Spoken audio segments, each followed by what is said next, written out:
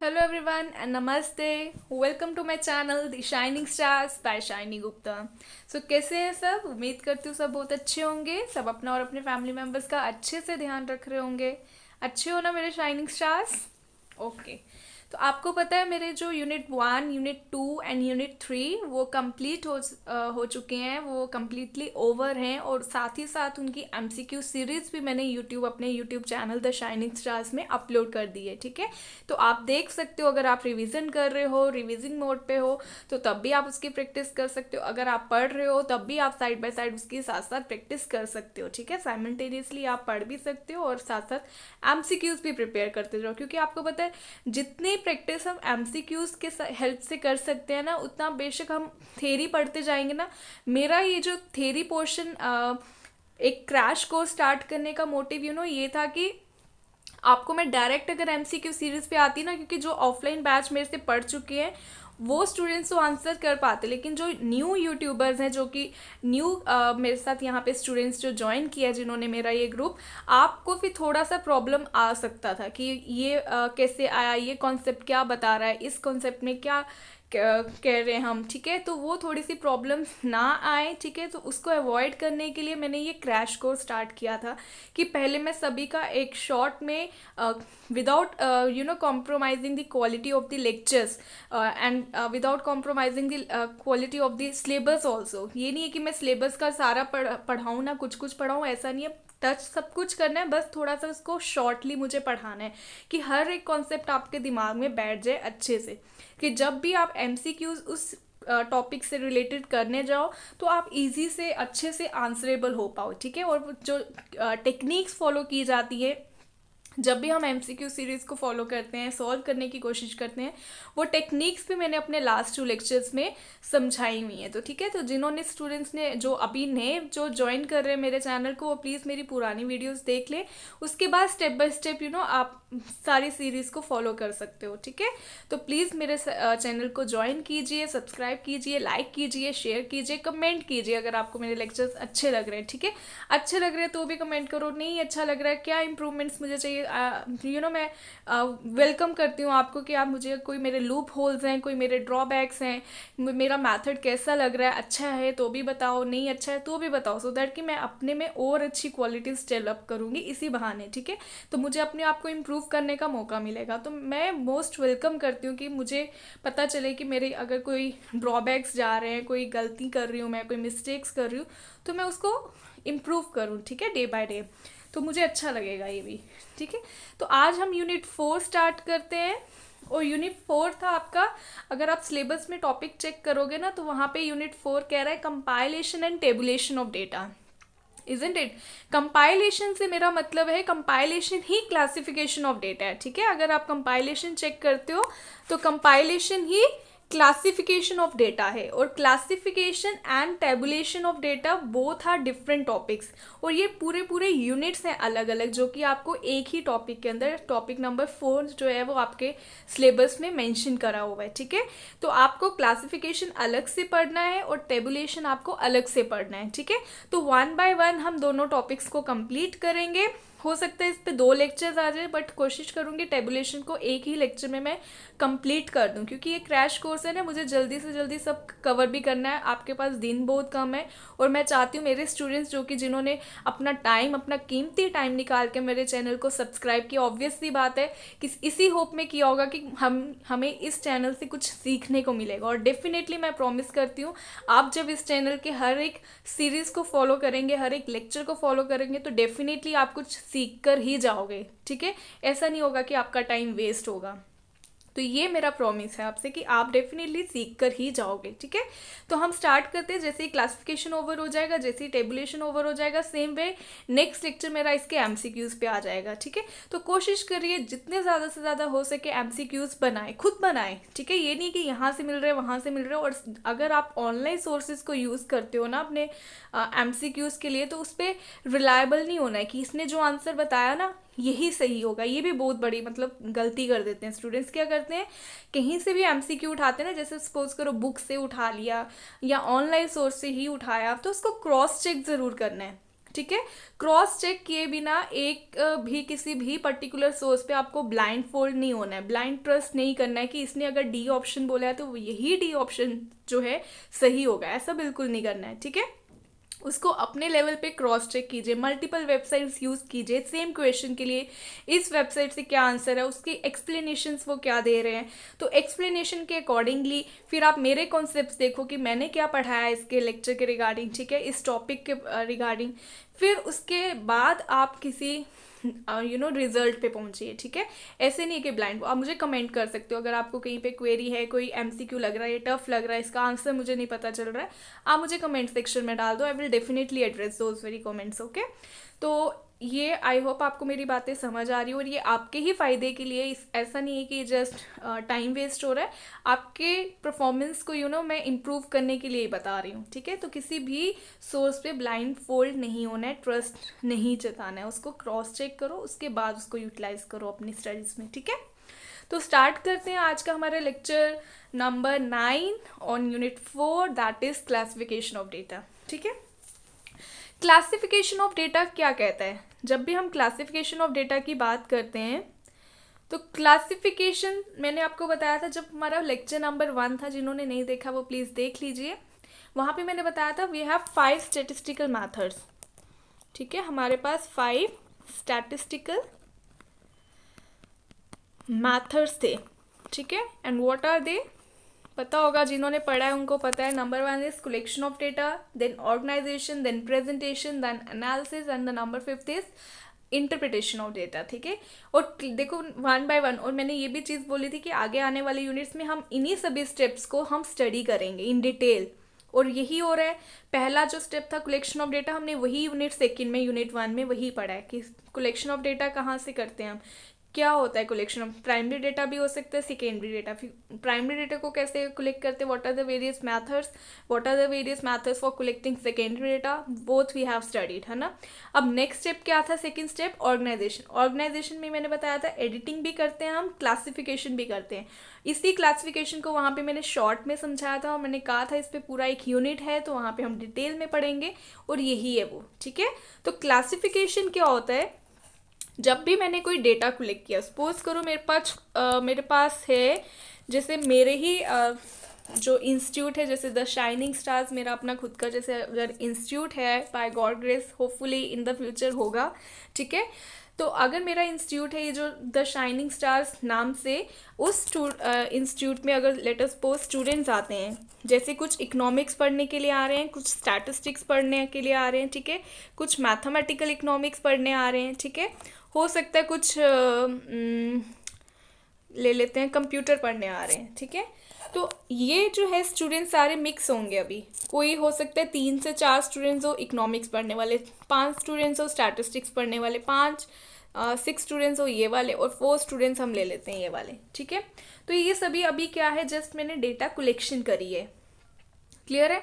हो सकता है पहला वाला स्टूडेंट जो है वो इकोनॉमिक्स पढ़ रहा हो, सेकंड वाला स्टूडेंट स्टैट्स पढ़ रहा हो, थर्ड वाला फिर से मैथमेटिक्स पढ़ रहा हो, फिर फोर्थ कंप्यूटर, फिर कोई स्टैटिस्टिक्स, फिर इकोनॉमिक्स, फिर मैथमेटिक्स, फिर स्टैटिस्टिक्स, फिर कंप्यूटर। तो ये देखो, ये सारा डेटा आपको ना समझना थोड़ा टफ हो जाएगा, मिक्स डेटा है ना सारा।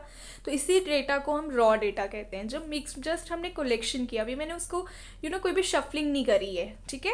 अभी जस्ट जैसे आपका रूम है, उसमें कपड़े सारे बिखरे पड़े हैं, तो वो क्या हो गया, मतलब रॉ डेटा है। अभी सब बेड पे मतलब टी शर्ट्स भी है, स्वेटर्स भी पड़े हैं, सूट्स भी पड़े हैं, दुपट्टे भी पड़े हैं, मतलब सब कुछ मिक्स पड़ा है। अब आप क्या करोगे, आपको लगता है कि भैया ये जितने भी शॉल्स हैं इनको अलग कर दो, जितने भी स्वेटर्स हैं उनको अलग कर दो। हाउस होल्ड लेडीज़ हैं तो हमें एग्जाम्पल वैसा आता है, उससे क्या होता है समझने में ना इजी रहता है आपको। तो ऐसे एग्जाम्पल्स की हेल्प से हमें पढ़ने में प्रॉब्लम नहीं आती है। तो अब मैं क्या करूँगी, स्वेटर्स को एक अलग कॉलम बना दिया मैंने, शॉल्स का एक अलग कॉलम बना दिया, जैकेट्स हैं तो जैकेट्स के लिए मैंने एक अलग कॉलम बना दिया, ठीक है। ऐसे ही करते हो ना सब अपनी अलमीराज में, ठीक है। पहले सब बिखरा दिया, सारा रॉ डेटा है। फिर उसके बाद सबको अलग अलग से किया, क्लासीफाई कर रही हूँ मैं अब, ठीक है। स्वेटर्स अलग कर दिए, शॉल्स अलग कर दिए, जैकेट्स अलग कर दिए, सूट्स अलग कर दिए, ठीक है। तो मैंने क्या करा, सभी को अलग अलग कॉमन करेक्टरिस्टिक्स वाले जो भी एलिमेंट्स थे मैंने सबको अलग अलग से सेट कर दिया, ठीक है। तो ये क्या किया मैंने, दैट मीन्स ये मैंने क्लासिफिकेशन की है। समझ आया? Are you getting my point और not? I hope so you are getting it, ठीक है। तो मैंने क्या किया, अपने डेटा को क्लासीफाई किया, दैट मीन्स मैंने अपने डेटा को अरेंज किया है इनटू सीक्वेंसेस। मैंने क्या किया, इकोनॉमिक्स वाले स्टूडेंट्स को अलग से लिख दिया, स्टैटिस्टिक्स वाले कॉलम में सिर्फ स्टैटिस्टिक्स के ही स्टूडेंट्स हुए, ठीक है। मैथमेटिक्स में सिर्फ मैथमेटिक्स वाले स्टूडेंट्स होंगे, ठीक है, समझ रहे हो। कंप्यूटर वाले में सिर्फ सारे कंप्यूटर वाले ही स्टूडेंट्स होंगे, क्लियर। तो मैंने स्टैटिस्टिक्स वाले, अब इकोनॉमिक्स में सिर्फ इकोनॉमिक्स के स्टूडेंट्स होंगे, स्टैटिस्टिक्स में सिर्फ सारे स्टूडेंट जितने भी होंगे वो सारे के सारे स्टूडेंट सिर्फ जो स्टैटिस्टिक्स पढ़ रहे हैं, ठीक है। तो इस डेटा को हम बोलते हैं, ये जो मैंने अरेंज किया अपने डेटा को, इस अरेंजमेंट को हम क्या कह रहे हैं, क्लासिफिकेशन, क्लियर। दैट मीन्स हर एक ग्रुप में हमने डिफरेंट डिफरेंट ग्रुप्स बनाए और हर एक ग्रुप में वही इंडिविजुअल्स होंगे जो सेम करेक्टरिस्टिक्स शो कर रहे हैं ना। जो मैंने बोला स्वेटर्स का एक कॉलम है तो उसमें हर एक अलग अलग कलर्स के स्वेटर्स ही पाए जाएंगे। अगर जैकेट्स है तो उसके हर एक कॉलम में अलग अलग, उसके कॉलम में अलग अलग कलर्स की अलग अलग वेराइटीज़ की आपको जैकेट्स ही मिलेंगी, ठीक है। अगर सूट्स का कॉलम बनाया तो उसमें हर एक अलग अलग डिफरेंट वैराइटीज़ के आपको सूट्स ही मिलेंगे। अब आपको ढूंढने में प्रॉब्लम नहीं आएगी, आपको पता है ये कॉलम स्वेटर्स का है तो इसमें से स्वेटर निकाला, जो पहनना है निकाल लिया और पहन लिया, ठीक है। अगर मुझे जैकेट पहननी है, जैकेट वाला कॉलम देखूंगी, ठीक है, वहाँ से जैकेट निकाली और पहन ली, ठीक है। अब मुझे क्या ढूंढना नहीं, अगर सब कुछ इकट्ठा पड़ा होगा ना तो मुझे ढूंढना पड़ेगा, यार मेरी जैकेट कहाँ है, मेरा स्वेटर कहाँ है, मेरा ये वो, उस चक्कर में ना उल्टा और मतलब मैसी हो जाएगा मेरा रूम, ठीक है। तो मुझे इससे बेस्ट एग्जाम्पल नहीं लगा कि मैं आपको समझा पाऊँ इस क्लासिफिकेशन का कॉन्सेप्ट, ठीक है। तो क्लासिफिकेशन हेल्प करती है हमारे डेटा को सीक्वेंसेस में अरेंज करती है, ठीक है, ग्रुप्स में अरेंज करती है according to their common characteristics, या फिर आप कह सकते हो सेपरेट करती है into different but related groups, ठीक है। रिलेटेड पार्ट्स में जो है वो उसको सेपरेट करती है, क्लियर, ओके। दैट मीन ये स्ट्राइक करता है नोट किस में, homogeneity in the heterogeneous elements of the collective. जो भी मैंने पहले सब इकट्ठा पढ़ा था ना, सब मिक्स पढ़ा था, तो दैट मीन हेट्रोजीनियस मीन्स अलग अलग। हेट्रोजीनियस का मतलब होता है डिफरेंट काइंड ऑफ डेटा, ठीक है, different kind of elements in the same group, ठीक है। पहले क्या था, डिफरेंट काइंड्स ऑफ एलिमेंट्स थे, अब मैंने क्या कर दिया, डिफरेंट काइंड ऑफ डेटा में मैंने उसको अरेंज करके होमोजीनिटी में कन्वर्ट कर दिया, ठीक है। तो अब मैंने क्या कर दिया, होमोजीनिटी मीन्स सेम, होमो मीन्स सेम, ठीक है, same kind of, hetero means different, clear. तो अब मैंने डिफरेंट डेटा को सेम डेटा में क्लासीफाई कर दिया। एक ग्रुप में जिसमें सिर्फ इकोनॉमिक्स होंगे तो अब इसमें सारे स्टूडेंट्स इकोनॉमिक्स वाले ही होंगे, तो सेम हो गया ना, ये ग्रुप सिर्फ हो गया इकोनॉमिक्स के स्टूडेंट्स वाला। ये वाला ग्रुप है स्टैटिस्टिक्स, तो अब इसमें जितने भी स्टूडेंट्स होंगे वो सारे स्टैटिस्टिक्स वाले होंगे। ये जो मैं डॉट डॉट डाल रही हूँ ना, ये मतलब स्टूडेंट्स के लिए हाइपोथेटिकली बता रही हूँ आपको। हो सकता है कोई भी हो सकता है, रामेश हो सकता है, राम हो सकता है, ठीक है, किरण हो सकती है, कोई भी हो सकता है। तो ये मैं एक एग्जाम्पल बता रही हूँ आपको समझाने के लिए, ठीक है। तो इस कॉन्सेप्ट पे थोड़ा सा ज़्यादा फोकस करने का मोटिव ये है कि आगे वाले कॉन्सेप्ट्स ना आपको इजीली समझ आ जाए, उस पर ज़्यादा टाइम डिवोशन ना करनी पड़े, ओके। अब हम क्लासिफिकेशन करते क्यों है, क्लासिफिकेशन करने के पर्पसेस क्या है, इसको करने से क्या होगा, डेफिनेटली हमारे रॉ डेटा को कंडेंस कर देगा। फर्स्ट पॉइंट यही है कि ये हमारे रॉ डेटा को क्या कर देता है, कंडेंस कर देता है। कंडेंस मीन्स कम। पहले देखा ना आपने, सारे जब बाहर कपड़े, अलमीरा से बाहर कपड़े सारे फेंक देते हो ना तो लगता है यार इतने सारे कपड़े हैं, पूरा रूम जो है ना हमारा भर जाता है एकदम से, बेड हमारा पूरा भर जाएगी, यार इतने सारे कपड़े हैं, ऐसे तो कपड़ा दिखता नहीं और अब देखो कितने सारे कपड़े लग रहे हैं। होते ही है ना, ये सबके साथ, मोस्टली सबके साथ प्रॉब्लम होती है, मेरे साथ तो बहुत ज़्यादा होती है, ठीक है। तो जब हम उनको क्लासीफाई करके पूरा सेट करके अलमीरा में रखेंगे ना, फिर लगता है यार इतने से कपड़े, मतलब पहले तो इतने ज़्यादा कपड़े लग रहे थे, मतलब भरा मैसी भी कितना ज़्यादा लग रहा था। अब जब मैंने इसको क्लासीफाई किया, इसको प्रॉपरली अरेंज किया, तो अब तो ये बहुत कम लग रहा है ना। तो मेरा क्या हो गया, डेटा जो रॉ डेटा था वो कंडेंस्ड फॉर्म में हो गया, ठीक है। तो अब मुझे समझने में ना आसानी हो रही है, मुझे टफ नहीं लग रहा, मुझे ढूंढने में प्रॉब्लम नहीं आ रही है, इजीली मुझे पता है ये चीज़ यहाँ पड़ी है, ये चीज़ पर, तो उसके अकॉर्डिंगली मैं उसको यूज़ कर पा रही हूँ। ठीक है, तो ये मेरे रॉ डेटा को कंडेंस फॉर्म में कर देता है सो दैट कि मेरी एनालिसिस जो है वो ईजी हो पाए। Clear?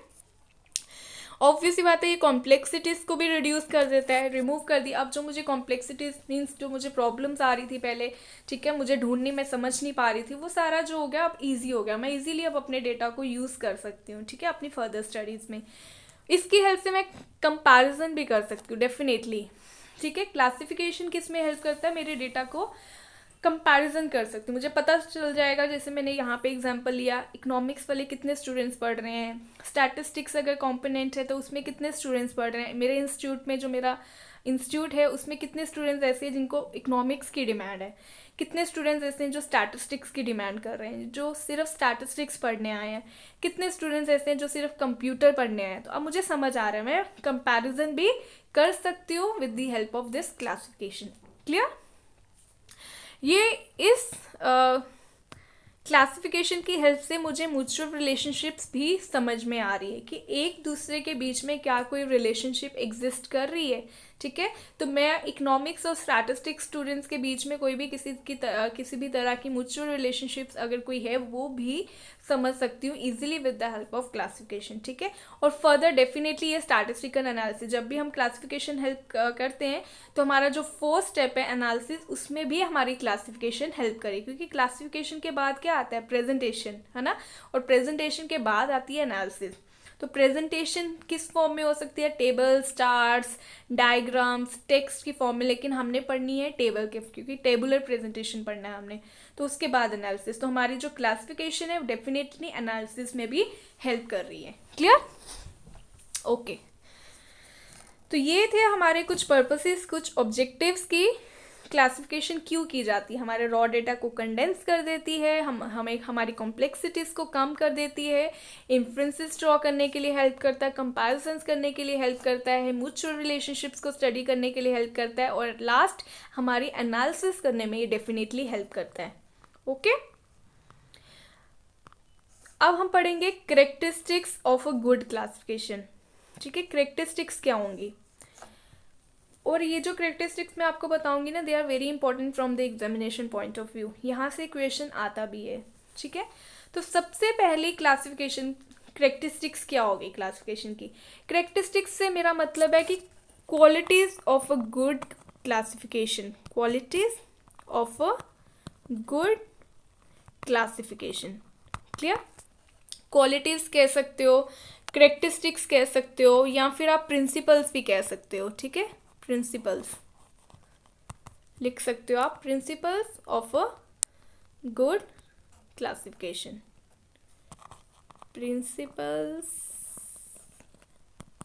Of a good classification. जैसे हमने क्वेश्चनर के पढ़े थे ना, क्वेश्चनर में भी हमने सेम स्टडी करा था कि प्रिंसिपल्स क्या हैं in the construction of a good questionnaire. Same ये क्लासिफिकेशन के लिए भी, आप अगर आपको वहाँ पे प्रिंसिपल्स लिखा हो तब भी एक ही बात है, कैरेक्टरिस्टिक्स लिखा हो तब भी यही बात कर रहे हैं, अगर हम क्वालिटीज़ बोलें तो भी एक ही मतलब है। ठीक है, तो ये आप ध्यान में रखना।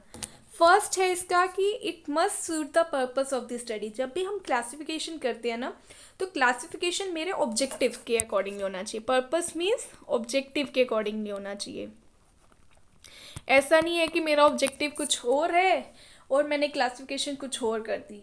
ठीक है, मुझे करनी थी इकोनॉमिक्स, स्टैटिस्टिक्स, कंप्यूटर सब्जेक्ट की, और मैंने कर डाली इंग्लिश, हिंदी, मैथ्स की। ठीक है, तो जो भी क्लासिफिकेशन करूँगी वो मेरे ऑब्जेक्टिव के अकॉर्डिंगली होनी चाहिए, मेरे ऑब्जेक्टिव को सूट करनी चाहिए। ठीक है, वो सूटेबल होनी चाहिए according to my objective of the study. Clear? तो इस पर ज़्यादा डिटेल जाने की ज़रूरत नहीं है। ये जो आपका थर्ड और फोर्थ पॉइंट है ये बहुत इंपॉर्टेंट है from the examination point of view. Please keep this 2 points, mark them as important points. ठीक है, second point is unambiguous. Unambiguous कह रहा है जो एम्बिगुअस नहीं है। ठीक है, अनएम्बिगुअस मीन्स जो एम्बिगुअस नहीं है। एम्बिगुअस मैंने आपको क्वेश्चनर में बताया हुआ ना इसका मीनिंग, आई होप आपको पता होगा। याद करने की कोशिश करो, थोड़ा सा दिमाग पे स्ट्रेस डालो, आपको समझ आ जाएगा। एम्बिग्विटी मीन्स जो कंफ्यूजिंग ना हो। ठीक है। एम्बिग्विटी का मतलब होता है कंफ्यूजिंग, तो यहाँ पे बोल रहा है अनएम्बिगुअस होनी चाहिए, मीन्स आपकी good qualification unambiguous means not confusing, ठीक है। वो एकदम क्लियर होनी चाहिए, ठीक है, क्लियर प्रिसाइज होनी चाहिए, शॉर्ट एंड सिंपल होनी चाहिए, ठीक है। तो वो कंफ्यूजिंग नहीं होनी चाहिए कि मुझे समझना है कुछ, तो एकदम क्लियर होनी चाहिए कि जो भी मैं कहना चाहती हूँ उसके अकॉर्डिंगली हो, क्लियर है।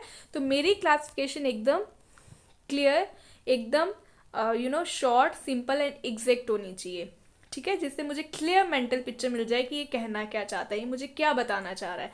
तो क्लासिफिकेशन हेल्प करती है हमें एक मेंटल पिक्चर देने में भी, इससे मुझे सेम मेंटल पिक्चर कि हाँ भाई मेरा डेटा ऐसा होने वाला है, clear. Next point is exhaustiveness. Exhaustiveness और ये जो म्यूचुअली एक्सक्लूसिवनेस है, ये बहुत इंपॉर्टेंट पॉइंट है, तो मार्क देम एज इंपॉर्टेंट। एग्जॉस्टिवनेस की अगर मैं बात करूँ तो एग्जॉस्टिव, देखो दोनों ना सिमिलर लगते हैं बट ये सिमिलर है नहीं, ठीक है। तो एग्जॉस्टिवनेस कह रहा है कि जो भी मेरा आइटम है ना, जैसे मैंने आपको एग्जांपल लिया कि इकोनॉमिक्स के स्टूडेंट्स हैं, स्टैटिस्टिक्स के हैं, कंप्यूटर के हैं। अब स्टूडेंट्स जैसे लेट अस सपोज ABCDEFG,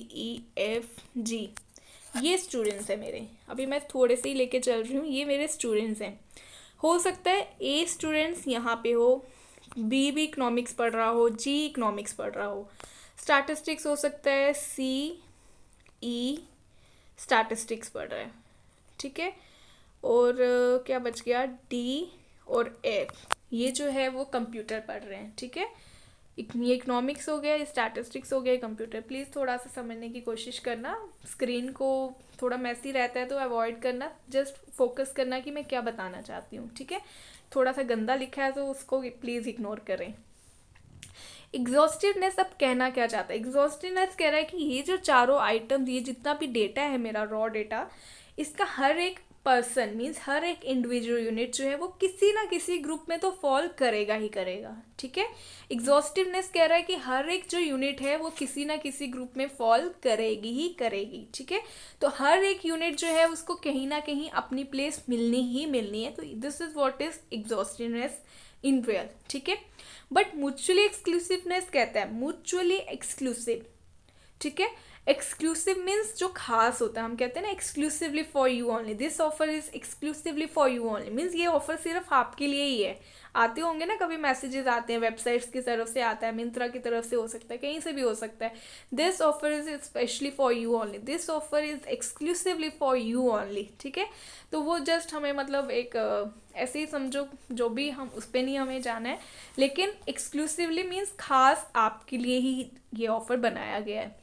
और म्यूचुअली मीन्स जब हम रिलेशंस में एक दूसरे के साथ रिलेशन में आके बात करते हैं, ठीक है। मीन्स दो पर्सन्स को लेके, दो यूनिट्स को लेके अगर मैं बात कर रही हूँ, दो हो सकता है यूनिट्स है, उनके बीच में रिलेशनशिप की बात कर रही हूँ, तो म्यूचुअली एक्सक्लूसिव कह रहा है कि यहाँ पे जितने भी आइटम्स हैं, अगर वो सपोज करो मैंने ए की बात की, ए अब इकोनॉमिक्स पढ़ रहा है अगर, अब ये नहीं है कि ए जो है वो स्टैटिस्टिक्स में भी आ गया, ये नहीं है कि ए जो है वो कंप्यूटर में भी आ गया, नहीं।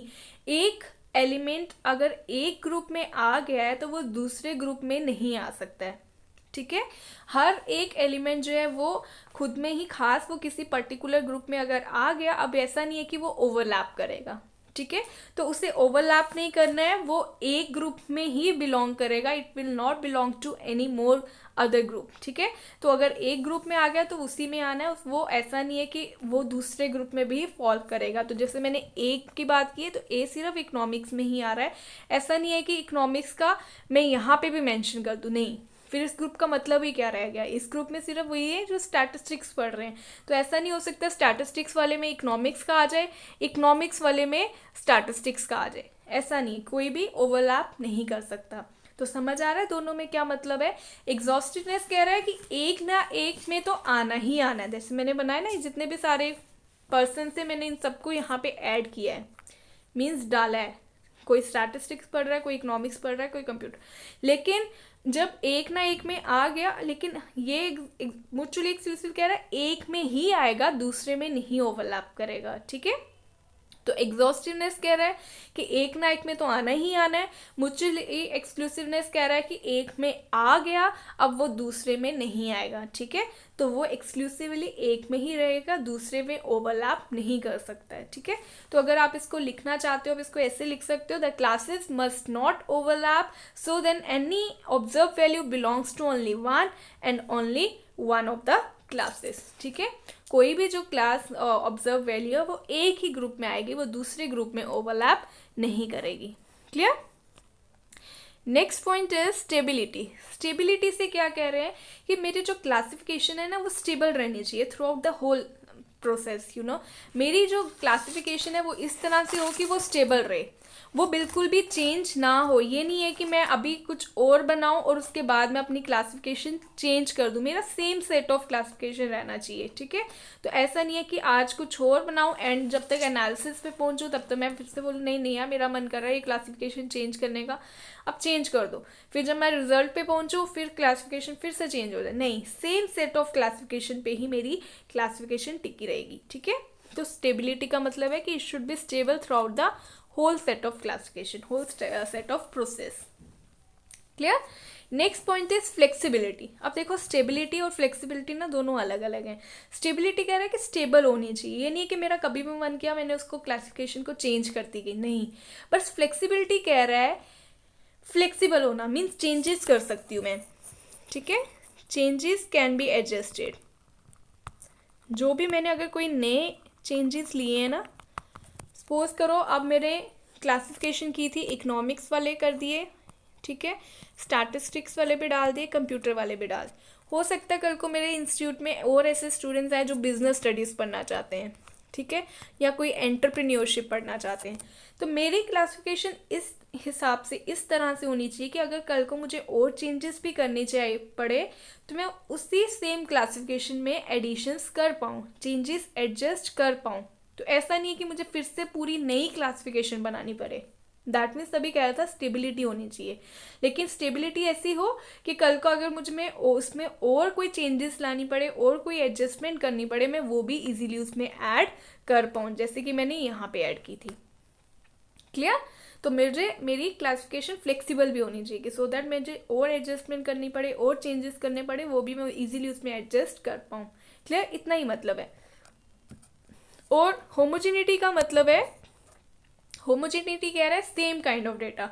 तो सेम काइंड ऑफ, हर एक ग्रुप में ना सेम काइंड ऑफ डेटा होता है, same but different but related groups होते हैं, ठीक है सभी सब्जेक्ट्स की बात कर रहे हैं ना, सभी में हम सब्जेक्ट्स की ही बात कर रहे हैं। कोई इकोनॉमिक्स है, कोई स्टैटिस्टिक्स है, कोई कंप्यूटर है, कोई बिजनेस स्टडीज़ है, कोई एंटरप्रेन्योरशिप है, लेकिन सभी जो बात कर रहे हैं सब्जेक्ट्स की ही बात हो रही है यहाँ पे। अब इकोनॉमिक्स में जो है वो सेम पर्सन्स होंगे, वही पर्सन्स होंगे जो सारे के सारे स्टैटिस्टिक्स पढ़ रहे हैं, जो सारे के सारे इकोनॉमिक्स पढ़ रहे हैं, जो सारे के सारे यहाँ पे कंप्यूटर पढ़ रहे हैं, ठीक है। तो हर एक ग्रुप में वही पर्सन्स इन्वॉल्व हैं, वही पर्सन्स वहाँ पे लिखे गए जाएंगे जो कि उस पर्टिकुलर सब्जेक्ट को पढ़ रहे होंगे। क्लियर।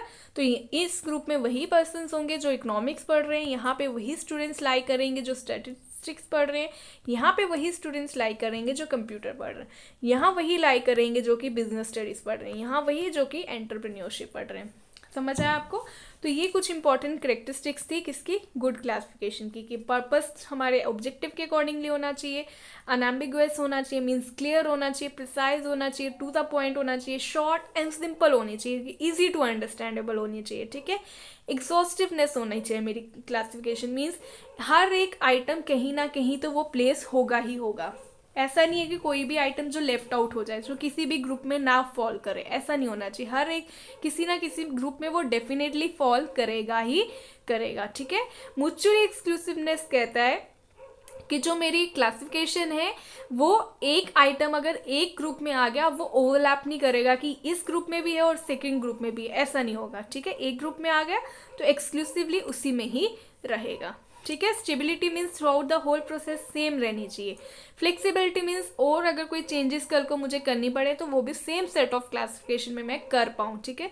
सॉरी ये जो डॉग्स का शोर आ रहा है आपको इंटरप्शन ना हो रही हो, ठीक है। एंड लास्ट इज होमोजीनियस होनी चाहिए, मेरी क्लासिफिकेशन डेफिनेटली होमोजीनियस ही होनी चाहिए, अदरवाइज कोई फ़ायदा नहीं है, ठीक है। सेम ग्रुप में सेम काइंड ऑफ एलिमेंट्स ही रहते हैं। Okay next is methods of classification. क्या हो गया इनको, प्लीज़ आप इंटरप्ट मत होना। ओके, मैथड्स ऑफ क्लासिफिकेशन पढ़ते हैं हम। जब भी हम क्लासिफिकेशन के मैथड्स की बात करते हैं ना, अब क्लासिफिकेशन कैसी हो सकती है, ठीक है।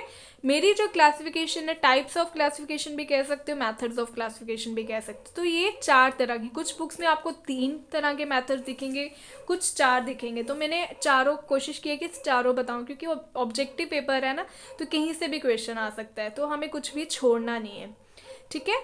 तो क्लासिफिकेशन के मेथड्स में 4 कौन कौन है? ज्योग्राफिकल क्लासिफिकेशन हो सकती है, क्रोनोलॉजिकल क्लासिफिकेशन हो सकती है, क्वालिटेटिव हो सकती है, या फिर क्वांटिटेटिव हो सकती है। 4 तरह की क्लासिफिकेशन हमारे पास देखने को मिलेंगी, ठीक है। Geographical, chronological, qualitative and quantitative. Clear? One by one इसको बिल्कुल शॉर्ट में समझेंगे कि ये कहना क्या चाह रहा है, और बिल्कुल ईजी है, बिल्कुल ईजी है, ठीक है। कुछ भी ऐसे टेंशन लेने वाली बात नहीं है। जब तक आप मेरे साथ जुड़े रहोगे ना, आपको from start till the end आप देखोगे कि कब आपको पता भी नहीं चलेगा कब आप एक लेमैन से ना स्टैटिस्टिक्स के स्टूडेंट्स बन चुके होंगे। आपको स्टैटिस्टिक्स इतना अच्छा इंटरेस्टिंग भी लगेगा और समझ भी आने लग जाएगा। जब आप सीरीज़ को स्टार्ट से लेके एंड तक फॉलो करोगे ना, मेरी सीरीज़ को, तो आपको खुद में ही कॉन्फिडेंस भी आने लग जाएगा। आपको ईजी लगेगा कि यार सच में ये जो स्टैटिस्टिक्स है ईजी है। एक हवा था कि स्टैटिस्टिक्स समझ नहीं आएगा, बट ईजी है, ठीक है। बस एक आपको अच्छा गाइड मिलना चाहिए, एक अच्छा मेंटर होना चाहिए, जिसकी हेल्प से आप अपने स्टेप्स, अपने जो गोल है ना, उसको स्टेप बाय स्टेप आप अचीव कर पाओ, ठीक है। तो राइट गाइडेंस की ज़रूरत है, राइट एजुकेशन की ज़रूरत है, वो आप अपने आप को खुद ही आप कर सकते हो। घर पे बार बार प्रैक्टिस करो, टाइम डिवोशन दो, टाइम मैनेजमेंट अच्छे से करो। हार्ड वर्क भी करना है, बट स्मार्टली भी वर्क करना है आपको, ठीक है। तो hard work with smart work अगर आप करते हो तो definitely you will be able to achieve your success. Clear? Okay, अब हम वन बाय वन स्टडी करते हैं कि what are they. First one is geographical classification. जब मैं जियोग्राफिकल क्लासिफिकेशन की बात कर रही हूँ तो जियोग्राफिकल मीन्स जियोग्राफिकल मीन्स जब हम एरिया वाइज बात करते हैं, ठीक है। तो क्लासिफिकेशन वो जिसमें एरिया वाइज, वो ऐसी क्लासिफिकेशन जो एरिया वाइज हो रही है, ठीक है, जिसमें मैं एरिया की बात कर रही हूँ और यहाँ से क्वेश्चंस आते हैं, ठीक है। वो कौन सी क्लासिफिकेशन है जो जिसमें हम क्लासिफिकेशन करते हैं, वो अकॉर्डिंग टू एरिया होती है। तो ये जो मैंने अकॉर्डिंग टू एरिया लिखा है ना, ये मैंने इसका मीनिंग लिखा हुआ है, ठीक है। तो ये जो मैंने नीचे लिखे हैं ये सारे ये मीनिंग्स हैं, ठीक है। तो समझना, मैंने थियरी, क्योंकि मैंने कहा ना आपको स्मार्टली प्ले करना है, तो नोट्स ऐसे बनाने की कम से कम हो, एकदम शॉर्ट होने चाहिए आपके नोट्स ना। ऐसे बड़ी बड़ी बड़ी बड़ी थब्बियाँ वैसी नहीं होनी चाहिए, ठीक है। एकदम शॉर्ट टू द वर्ड, मतलब टू द पॉइंट, एकदम जितना शॉर्ट आप अपने नोट्स को बनाओगे ना।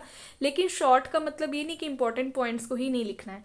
शॉर्ट नोट से मतलब होता है, और नोट्स ना बहुत हेल्पफुल होते हैं। ऐसा नहीं है कि यार मैंने बुक से पढ़ लिया और मेरा काम हो गया। देखो साथ साथ क्या होता है ना, मैं आपको इंपॉर्टेंट चीज़ें भी बताती हूँ। लेक्चर तो साथ साथ चल ही रहा है, लेकिन इंपॉर्टेंट ये अपने ही एक्सपीरियंसेस होते हैं जो हम शेयर करते हैं, और किसी का नहीं कि मैं किसी और का व्यू पॉइंट ला रही हूँ और मैं आपको बता रही हूँ, उसका कोई फ़ायदा नहीं है। पहले मुझे भी लगता था यार मैं बुक्स तो पढ़ लेती हूँ, नोट्स कौन लिखता रहे, कौन बनाए, लेकिन नहीं, मुझे लगता था यार ये टाइम वेस्ट हो रहा है, मैं क्यों नोट्स में लिखूँ। एक तो उससे राइटिंग हैबिट्स भी आपकी डेवलप होती है, ये इंपॉर्टेंट। लेकिन उससे भी ज़्यादा इंपॉर्टेंट पॉइंट है, जब आप एक नोट्स बना लेते हो ना, आपको पूरी पूरी बुक ना पढ़ने की ज़रूरत नहीं पड़ती। आपको नहीं पता आपने कौन सा इंपॉर्टेंट पॉइंट कौन से पेज पे मार्क किया था बुक की, ठीक है। तो अब आपको पूरी बुक छांटनी पड़ेगी ना, फिर से देखना यार वो इंपॉर्टेंट पॉइंट था तो सही, वो कौन से चैप्टर में लिखा था, कौन से उसमें लिखा था। जब आपने शॉर्ट नोट्स बना लिए, ठीक है, बिल्कुल शॉर्ट बना दे, टू द पॉइंट बनाने, जिसमें आप इंपॉर्टेंट पॉइंट्स लिख रहे हो कि उसको एकदम कम करके, शॉर्ट करके, जितना शॉर्ट हो सके कि वो समझ के आपको पूरा कॉन्सेप्ट समझ आ जाए। इस तरह से जब भी कोई कॉम्पिटिटिव एग्जाम की आप प्रिपरेशन करते हो ना, तो आपको नोट्स इसी तरह से बनाने पड़ते हैं, ठीक है, और बनाने भी चाहिए। तो अब आपको इतने से नोट्स देखने, पूरी बुक का आपको होल कॉन्सेप्ट समझ आ जाएगा कि इस पूरी बुक में इंपॉर्टेंट क्या क्या था, ठीक है। सब कुछ तो नहीं पढ़ना है हमें वही पढ़ना है जो हमें चाहिए। यहाँ पे भी स्टूडेंट्स गलती कर देते हैं, स्टूडेंट्स ना बहुत सारा पढ़ लेते हैं और एमसीक्यूज भी नहीं प्रिपेयर करेंगे। तो आपको बहुत सारा नहीं पढ़ना है, वही पढ़ो, अपना सिलेबस साथ रखो। जब भी कोई पढ़ना है अपना सिलेबस साथ, मेरी तो बहुत आदत है ना, मैंने जैसे ही एक टॉपिक पढ़ना है साथ ही मैं सिलेबस देखने लगती हूँ। मुझे ना सिलेबस की इतनी ज़्यादा देखने की आदत होती है ना, एक टाइम पे मुझे लगता था यार मैं कुछ गलत तो नहीं कर रही हूँ, कि मुझे लगता था यार मैं कुछ ज़्यादा ही सिलेबस देखती हूँ। बच्चे तो ऐसे बस बुक लेते हैं और शुरू हो जाते हैं और मैं सिलेबस ही देखती रह जाती हूँ, यार सिलेबस में नहीं है तो यही पढ़ना है, ये है तो यही पढ़ना है। और ऑब्वियसली बात है, बाद में विद एक्सपीरियंस मुझे पता चला कि वही स्ट्रेटेजी सही भी होती है। ये नहीं कि हमें बुक खोलनी और उसको पहले पेज से शुरू हो जाओ पढ़ना। हाँ, बहुत सारा टाइम है आपके पास तो फिर करो, फिर you can go in your own way. But अगर आपके पास टाइम कम है, फिर मैं बोलूँ नहीं यार ये पूरी बुक खत्म होएगी तो दूसरी बुक स्टार्ट करूँगी, दूसरी बुक खत्म होगी तो तीसरी बुक स्टार्ट करूँ, नहीं, ऐसा इतना टाइम नहीं है। सिलेबस देखो, जो पॉइंट्स हैं, जो वहाँ पे टॉपिक्स मेंशन किए हैं, उसको ढूंढो कहाँ से पढ़ना है, कितना ज़रूरी है। पुरानी क्वेश्चन पेपर की सीरीज देखो। स्टैटिस्टिक्स तो आपको पता है नया सब्जेक्ट है, नया कंपोनेंट है, ये पुराने किसी एग्जाम में नहीं, इसलिए इसको स्टार्ट करना, इसको कंप्लीट करना ही खुद में एक चैलेंज है। ठीक है, तो वो अलग बात है। अदरवाइज आप बाकी सब्जेक्ट्स के लिए देख सकते हो, पुरानी सीरीज को फॉलो करो और वहीं से आप अपनी प्रैक्टिस कर सकते हो। क्वेश्चंस ना मोस्टली रिपीट भी ही होते हैं, तो प्रैक्टिस मोर एंड मोर, जितने हो सके एमसीक्यू, क्योंकि एमसीक्यू सीरीज में ही आपको पता चलता है आपकी परफॉर्मेंस क्या, क्योंकि मोस्टली क्वेश्चंस जो होते हैं ना जिसमें ऑप्शंस क्या होते हैं वो रिलेटिंग होते हैं एक दूसरे के साथ। ठीक है, तो एक ऑप्शन दूसरा ऑप्शन भी लगेगा सही है, तीसरा भी लगेगा सही, चौथा भी लगेगा कि ये सही जा रहा है, बट एक्चुअली में होता नहीं है। तो इसलिए एमसीक्यूज आपको बहुत हेल्प करते हैं आपके कॉन्फिडेंस को बिल्ड करने में, आपके कॉन्सेप्ट्स को क्लियर करने में। ठीक है, तो एमसीक्यू सीरीज भी अच्छे से सॉल्व करते जाइए। मेरे सेम सीरीज को 3 से 4 अटेम्प्ट्स दो, सेम क्वेश्चंस को रिपीट करो। ठीक है, तो आपकी हेल्प भी होगी और आपका कॉन्फिडेंस भी बिल्डअप हो जाएगा और आपकी प्रैक्टिस भी साथ साथ हो जाएगी। ठीक है, तो वो क्लासिफिकेशन जो अकॉर्डिंग टू एरिया है उसे हम जियोग्राफिकल क्लासिफिकेशन कहते हैं। वो क्लासिफिकेशन जिसमें हम टाइम की बात करते हैं उसे हम क्रोनोलॉजिकल क्लासिफिकेशन कहते हैं। और वो क्लासिफिकेशन जो अकॉर्डिंग टू क्वालिटीज़ की बात करता है, ठीक है, जो according to attributes, means attributes का मतलब है क्वालिटीज़ की बात कर रहे हैं। ठीक है, करेक्टरिस्टिक्स की बात कर रहे हैं, जिसमें हम क्वालिटीज़ की बात करते हैं, करेक्टरिस्टिक्स की बात करते हैं, उसे हम क्वालिटेटिव क्लासिफिकेशन कहते हैं। ठीक है, और वो क्लासिफिकेशन जिसमें हम किन्हीं क्वांटिटीज़ की बात करते हैं, मीन्स जो कि अकॉर्डिंग टू मैग्नीट्यूड होता है। ठीक है, क्वांटिटीज़ कह सकते हो आप। ठीक है, जो क्वांटिटीज़ की बात करता है, मैग्नीट्यूड की बात करता है, तो क्वांटिटेटिव क्लासिफिकेशन। बिल्कुल शॉर्ट में बता रही हूँ। जो क्वालिटीज़ की बात करता है, एट्रीब्यूट्स की बात करता है, क्वालिटेटिव। जो टाइम की बात करता है उसे हम क्रोनोलॉजिकल, जो एरिया की बात करता है उसे हम जियोग्राफिकल। ठीक है, जैसे कि अगर हम टेबल में बताएं, अगर आपको किसी भी टेबल में सिटी दी है, उसकी पॉपुलेशन दी है, सिटी हो सकता है या फिर स्टेट हो सकता है। ठीक है, जैसे सपोज करो ये स्टेट है और ये पॉपुलेशन है।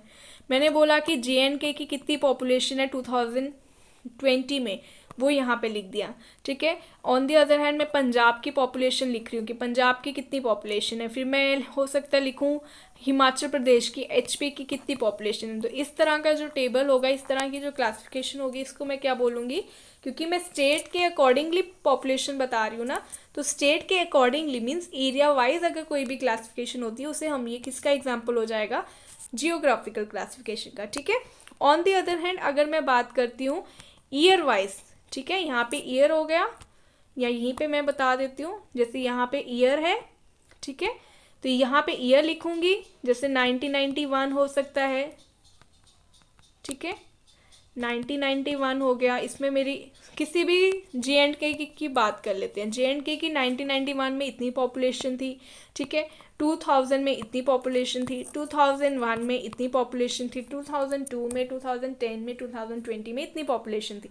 तो अगर एरिया वाइज, अगर मैं ईयर वाइज अपनी क्लासिफिकेशन कर रही हूँ तो वो कौन सी क्लासिफिकेशन मानी जाएगी, क्रोनोलॉजिकल क्लासिफिकेशन। क्लियर।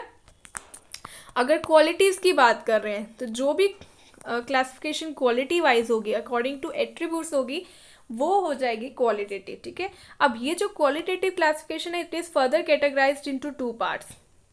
ठीक है, सिंपल क्लासिफिकेशन एंड मेनीफोल्ड क्लासिफिकेशन। ये याद रखना, यहाँ से भी पेपर में क्वेश्चंस आते हैं, तो it is very much important. ठीक है, तो सिंपल क्लासिफिकेशन और मेनीफोल्ड क्लासिफिकेशन जो है क्वालिटेटिव क्लासिफिकेशन की ही 2 टाइप्स हैं। ठीक है, 2 टाइप्स। सिंपल मीन्स ऐसी क्लासिफिकेशन जिसको हम सिर्फ 2 पार्ट्स में डिवाइड करते हैं। ठीक है, क्लासिफिकेशन, ठीक है, वो क्लासिफिकेशन जो 2 ग्रुप्स में डिवाइड होती है। If a classification is divided into 2 groups then that classification is known to be simple classification. आप लिख सकते हो, if a classification is divided into 2 groups then that very particular classification is known as simple classification. Clear? ठीक है। Manifold means अगर एक classification जो है वो 2 ग्रुप से ज़्यादा में डिवाइड हुई है, ठीक है। ये पॉपुलेशन है, इसको मैंने डिवाइड कर दिया मेल्स और फीमेल्स में, ठीक है। मेरे पास कुछ नंबर ऑफ इंडिविजुअल्स है, जैसे सपोज करो A B C D and E, ठीक है। ये इंडिविजुअल्स के नाम है, मैंने इनको अकॉर्डिंग टू, ये पूरी पॉपुलेशन हो गई ना, ठीक है। ये क्या है मेरे पास पॉपुलेशन। अब इस पॉपुलेशन को मैंने डिवाइड कर दिया, जो इनमें से मेल्स होंगे उनको मैंने अलग कर दिया, जो फीमेल्स हैं उनको मैंने अलग कर दिया। हो सकता है ये मेल हो, ये फीमेल हो, ये भी फीमेल हो, ये मेल हो सकता है, ये फीमेल हो सकती है, ठीक है। तो यहाँ पे मेल पर्सन्स में कौन कौन आ गया, A और D, ठीक है। तो यहाँ पे फीमेल्स में कौन कौन आ गया, B C एंड E, ठीक है। तो B C E मेरी फीमेल्स आ गई, A और D मेरे पास क्या आ गए, मेल्स आ गए। तो इस तरह से क्लासिफिकेशन जो मेरे 2 ग्रुप्स में डिवाइड करती है, ठीक है। तो ये हो गई सिंपल। अब मैनीफोल्ड क्लासिफिकेशन कौन सी होगी, जो मोर देन 2 ग्रुप्स में आती है, मल्टीपल ग्रुप्स में डिवाइड करती है। देखो यहाँ पे मैंने पॉपुलेशन को सिर्फ मेल्स और फीमेल्स में किया, उसके बाद मैंने मेल्स को फिर फर्दर कैटेगराइज किया, ठीक है। अगर सिर्फ यहीं तक रहती तो ये बन जाती सिंपल, लेकिन ये फर्दर कैटेगराइज हुई है, फर्दर सब ग्रुप्स में डिवाइड हुई है। अब मेल्स को भी मैंने बता दिया, हो सकता है मेल्स में भी कुछ एम्प्लॉयड हो, कुछ अनएम्प्लॉयड हो, ठीक है। अब मेल्स को भी फर्दर मैंने कैटेगराइज कर दिया 2 ग्रुप्स में। मेल्स में कुछ मेल्स ऐसे हो सकते हैं जो एम्प्लॉयड होंगे, कुछ मेल्स ऐसे हो सकते हैं जो जॉब नहीं करते हैं। फीमेल्स में भी सिमिलर वे में कुछ जॉब करती होंगी, वो अलग कर दी, जो जॉब नहीं करती हैं वो अलग कर दी। कुछ हाउसवाइफ्स हो सकती है ना, ठीक है। तो जॉब करने वालों को अलग से एक ग्रुप बना लिया, जो नहीं जॉब करती है उनका एक अलग से ग्रुप बना दिया। तो मोर देन जब 2 ग्रुप्स, एक यहाँ पे ग्रुप हो गया, एक यहाँ पे ग्रुप हो गया, ठीक है। तो इस तरह से जो ग्रुप्स बनते हैं मेरे पास, तो वो हो गया मैनीफोल्ड क्लासिफिकेशन। जो यहाँ पे एक ही ग्रुप में, यहाँ पे देखो मोर देन सिर्फ 2 ही क्लासेस में डिवाइड किए हैं, तो हो गया मेरे पास सिंपल। मोर देन 2 क्लासेस में है तो हो गया वो manifold. Clear. Last one is quantitative. Quantitative में क्या बात हो रही है, जो अकॉर्डिंग टू मैग्नीट्यूड बात कर रहा है। देखो यहाँ पे मैंने एज और नंबर ऑफ स्टूडेंट्स में बताया है, ठीक है। नंबर ऑफ स्टूडेंट्स, एज हो सकता है, वेट ले सकती हूँ, हाइट ले सकती हूँ। यहाँ पे मैंने एज लिख दी, ठीक है। देखो यहाँ पे मैं एज लिख देती हूँ, और यहाँ पे कितने नंबर्स हो सकता है 20 एज में 4 स्टूडेंट्स हो, 15 की एज वाले 6 स्टूडेंट्स हो, 18 की एज वाले 7 स्टूडेंट्स हो। तो इस तरह से एज ग्रुप के अकॉर्डिंगली मैं स्टूडेंट्स वहाँ पे नंबरिंग कर रही हूँ। तो ये जो क्लासिफिकेशन है, ये कौन सी बन जाएगी मेरे पास, क्वांटिटेटिव क्लासिफिकेशन। क्लियर है सबको। तो इसके साथ आज हमारे मेथड्स भी कंप्लीट हो गए हैं। क्लियर। उसके बाद एक छोटा सा कॉन्सेप्ट है फ्रीक्वेंसी और फ्रीक्वेंसी डिस्ट्रीब्यूशन, ये भी बता देती हूँ। और नेक्स्ट लेक्चर में हम स्टैटिस्टिकल सीरीज को स्टार्ट करते हैं, ठीक है। क्योंकि अगर ये वीडियो 45 मिनट से ऊपर चली जाती है ना, तो मुझे 2 से 3 घंटे लग जाते हैं वीडियो को सेव करने में, और कोई इशू नहीं है, ठीक है। तो फ्रीक्वेंसी और फ्रीक्वेंसी डिस्ट्रीब्यूशन पढ़ लेते हैं और इस लेक्चर को वाइंड अप करते हैं। फ्रीक्वेंसी क्या होता है जल्दी से बताती हूँ आपको। फ्रीक्वेंसी मीन्स एक आइटम, एक जो वैल्यू है वो कितनी बार रिपीट हो रही है, ठीक है। वो जब हम काउंट करते हैं सिंपल टर्म्स में, एक वैल्यू, गिवन वैल्यू को हम कितने नंबर ऑफ टाइम्स जो है ना वो देख पा रहे हैं, अपेयर हो रही है किसी भी सीरीज में। जैसे सपोज करो मैं लिखती हूँ जैसे 4 6 6 4 5 9 10 4, ठीक है। अब आप देख रहे हो 4 कितनी बार रिपीट हो रहा है, 1 time, 2 times and 3 times. That means 4 जो है वो 3 टाइम्स रिपीट हो रहा है। 6 को अगर आप देखो कितनी बार रिपीट हो रहा है, 1 एंड 2। दैट मीन्स 6 जो है वो 2 टाइम्स रिपीट हो रहा है। 5 जो है एक ही बार हो रहा है, 9 भी एक ही बार हो रहा है, 10 भी एक ही बार हो रहा है, ठीक है। तो फ्रीक्वेंसी का मतलब है कि एक वैल्यू कितनी बार रिपीट हो रही है। 4 कितनी बार रिपीट हो रहा है, 3 बार, ठीक है। तो 3 क्या होगी किसकी फ्रीक्वेंसी, 4 की फ्रीक्वेंसी। तो फ्रीक्वेंसी पूछा जाए यहाँ पे कि 4 की क्या फ्रीक्वेंसी है, तो 3 मीन्स वो कितनी बार रिपीट हो रहा है। तो यही बोलते हैं फ्रीक्वेंसी का मतलब। जैसे यहाँ पे मैंने एग्जांपल दिया है कि there are 50 students in a class and out of them 15, अगर 50 स्टूडेंट्स है एक क्लास में, तो उनमें से क्या है 15 बच्चे ऐसे जिनके 80 मार्क्स आए हैं, ठीक है, आउट ऑफ 100। तो होता है ना ऐसे कि कई बार सेम मार्क्स आते हैं, काफ़ी सारे स्टूडेंट्स के सेम मार्क्स आते हैं, काफ़ी सारे स्टूडेंट्स के 9.5 मार्क्स आएंगे आउट ऑफ 10। काफ़ी सारे स्टूडेंट्स ऐसे होते हैं जो मतलब क्लैश करता है, जिनका फिर रैंक भी वैसे ही डिवाइड हो जाता है ना। तो सेम दैट मीन 15 स्टूडेंट्स ऐसे हैं जिनके कितने मार्क्स आए होंगे, 80 मार्क्स आए हैं, 25 स्टूडेंट्स ऐसे हैं जिनके 85 और 10 स्टूडेंट्स ऐसे हैं जिनके 90 मार्क्स आए हैं। अब आप बोलोगे कि फ्रीक्वेंसी क्या होगी यहाँ पे, रिपीट कितने हो रहे हैं, कितने बच्चों के 80 ही मार्क्स आए हैं, तो कितने बच्चे हैं, 15 बच्चे ऐसे हैं जिनके 80 मार्क्स आए हैं, तो दैट मीन 15 क्या होगी यहाँ पे, फ्रीक्वेंसी हो गई। 25 स्टूडेंट्स हैं जिनके 85 मार्क्स आए हैं, 85 मार्क्स कितने बच्चों के आए, पूछते हैं ना कितने बच्चे ऐसे हैं, हैंड प्रेस करो जिनके मार्क्स जो है 85 है, तो ऐसे ऐसे करते करते 25 बच्चों ने अपने हैंड प्रेस किए जिनके 85 मार्क्स, दैट मीन ये 25 क्या हो गया मेरे पास, अगेन फ्रीक्वेंसी। कितने स्टूडेंट्स ऐसे हैं, मैं बोलूँ कि हैंड रेज करो जिनके मार्क्स जो है वो 90 आए हैं, तो 10 स्टूडेंट्स ने अपने हैंड्स रेज किए, दैट मीन 10 क्या होगी, अगेन यहाँ पे फ्रीक्वेंसी होगी। तो 15, 25 एंड 20 क्या हो गई, फ्रीक्वेंसीज हो गई रिस्पेक्टिवली, ठीक है, और first, second and third performance. तो 80 मार्क्स आपकी फ्रीक्वेंसी नहीं है, कितने स्टूडेंट्स ने 85 मार्क्स लाए वो आपकी फ्रीक्वेंसी है, समझ आया आपको। और जब इन्हीं फ्रीक्वेंसीज के हम एक टेबल में इसको शो करते हैं तो उसको हम बोलते हैं फ्रीक्वेंसी डिस्ट्रीब्यूशन टेबल, ठीक है। तो फ्रीक्वेंसी डिस्ट्रीब्यूशन टेबल क्या है, table in which the frequencies and the associated values of a variable are written side by side, ठीक है। तो जब इन्हीं वैल्यूज को मैंने टेबल में लिख लिया कि 80 मार्क्स लिख दिया यहाँ पे, ठीक है, और इनके साथ साथ मैंने इनको क्या कर दिया, मैं साफ से बताती हूँ, यहाँ पे थोड़ा लिखना प्रॉब्लम रहता है तो प्लीज़ समझिएगा। और यहाँ पे मैंने फ्रीक्वेंसी लिख दी, फ्रीक्वेंसी को हम स्मॉल एफ से भी डिनोट करते हैं, ठीक है।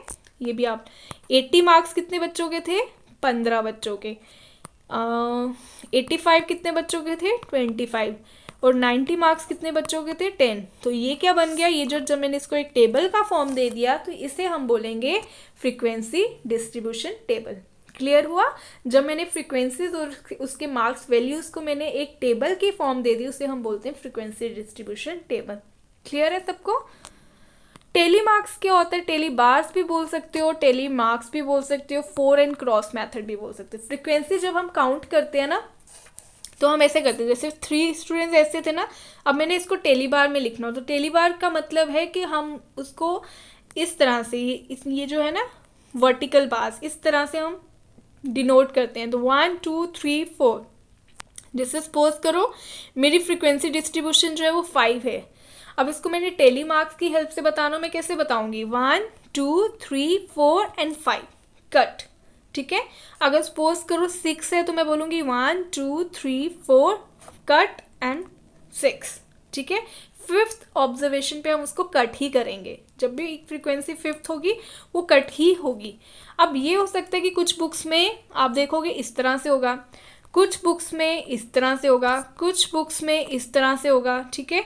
तो अलग अलग, इसमें कोई वो नहीं है कि हार्ड एंड फास्ट रूल नहीं है कि यही सही है या ये गलत है, कैसे भी आपको कट करना है, लेकिन आपको 5th ऑब्जर्वेशन पे वो कट ही करना है, चाहे आप यहाँ से करो, सेंटर से करो, चाहे left to downwards rightward करो, ठीक है, वो आपकी मर्जी है, लेकिन 5th ऑब्जर्वेशन पे आपको कट करना ही करना है, फिर 6th आ जाएगी, ठीक है।